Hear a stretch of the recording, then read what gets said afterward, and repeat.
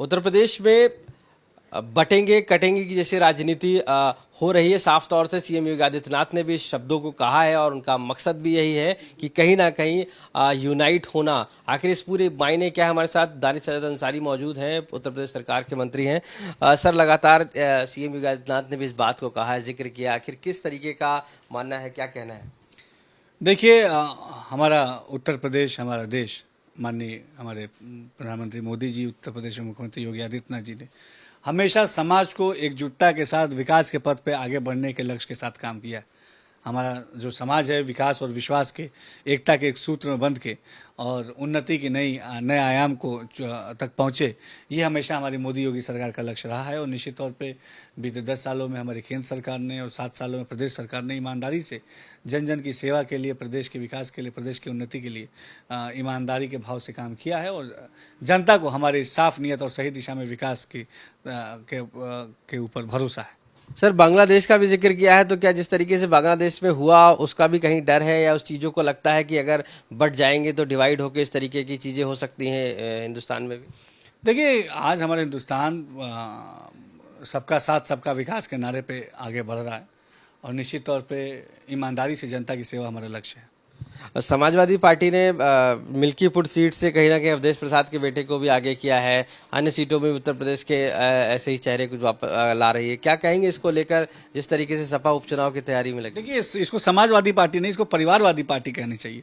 हम बार बार कहते हैं कि समाजवादी पार्टी केवल और केवल समाजवाद के नाम पे अपने परिवारवाद को पोषित करने के लक्ष्य के साथ काम कर रही है। अभी जो टिकट के जो बंटवारा हुआ उसमें साफ दिखा, लेकिन जनता को भारतीय जनता पार्टी पे, योगी मोदी सरकार के ऊपर भरोसा है। 10 सीटों पर जो विधानसभा का उपचुनाव है, हम पूरी मजबूती के साथ लड़ेंगे और ऐतिहासिक जीत हासिल करेंगे। बसपा प्रमुख ने कहा है कि वो अलायंस जो है कभी समाजवादी पार्टी और कांग्रेस के साथ नहीं करेंगे किसी भी चुनाव में, उन्होंने साफ कर दिया है। और कहीं ना कहीं कांग्रेस पर दलितों के प्रति जिस तरीके से बाबा साहब भीमराव अम्बेडकर थे, उन्होंने कहा कि उनको कभी भी भारत रत्न की बात नहीं कही, कांशीराम की डेथ पर कभी भी अवकाश घोषित नहीं किया, इस तरीके के एलिगेशंस लगाए हैं और दलितों को कहा है कि उनके लिए बसपा ही प्रमुख है, कहीं ना कहीं दोनों पार्टियों को घेरते हुए। नहीं, देखिए, अब बसपा पार्टी किससे अलायंस करेगी ये उनका मैटर है, लेकिन एक बात तो साफ स्पष्ट है कि कांग्रेस पार्टी हमेशा, चाहे पिछड़ा हो, दलित हो, अल्पसंख्यक हो, इनके विकास के लिए कभी कांग्रेस पार्टी ने काम नहीं किया है। इनके विकास के लिए कभी कोई उन्होंने नीति नहीं बनाई है।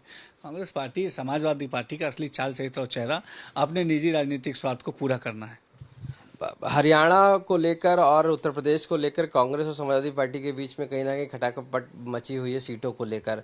क्या लगता है कि ये अलायंस कितना सक्सेसफुल रहेगा उत्तर प्रदेश में जैसे लोकसभा के बाद? देखिए, इंडिया अलायंस गठबंधन एक कमजोर नींव पर तैयार की गई इमारत है, जिसका जो है भविष्य में जिस इमारत का गिर जाना एकदम तय है।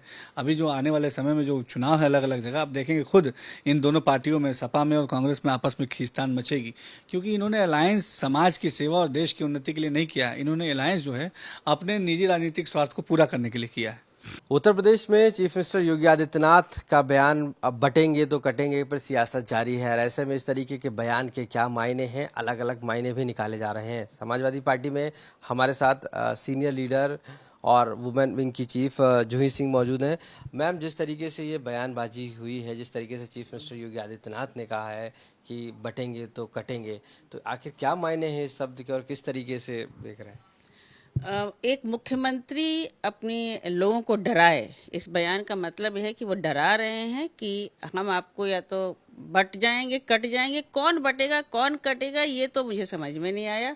उनके मुख्यमंत्री बनने से पहले भी सभी लोग सौहार्दपूर्ण यहाँ तरीके से रह रहे थे, कोई ऐसा हिंसा भी नहीं था। लोगों को इस तरह से डराना, असुरक्षा की भावना उत्पन्न करना कहीं ना कहीं दिखाता है कि उनके लिए सत्ता में काबिज रखना, सियासी रूप से विभिन्न बयान देना, लोगों में विभाजन करना और मैं तो कहूँगी कि एक हिंसक प्रवृत्ति को फैलाना, ये आरोप उन पर लग सकता है। और मुझे उम्मीद नहीं थी कि मेरे मुख्यमंत्री उत्तर प्रदेश की ऐसी भाषा का और ऐसी भावना का प्रयोग करेंगे। उत्तर प्रदेश की जनता दुखी है और कहीं ना कहीं शर्मसार है। बांग्लादेश की बात करते हैं, वो वहाँ का जिक्र करते हैं, वहाँ की चीज़ों के बारे में भी, और उसी के पैटर्न पर हिंदुस्तान या उत्तर प्रदेश में भी बात करते हैं। बांग्लादेश अलग देश है और हमारा देश अलग है। वो एक सूबे के मुख्यमंत्री हैं जहां हिंसा बढ़ रही है, अराजकता बढ़ रही है, बलात्कार बढ़ रहे हैं, महिलाओं पर अत्याचार बढ़ रहे हैं, डकैती किडनैपिंग बढ़ रही है और गैर कानूनी ढंग से सरकार काम कर रही है, अपने अधिकारों का अतिक्रमण कर रही है।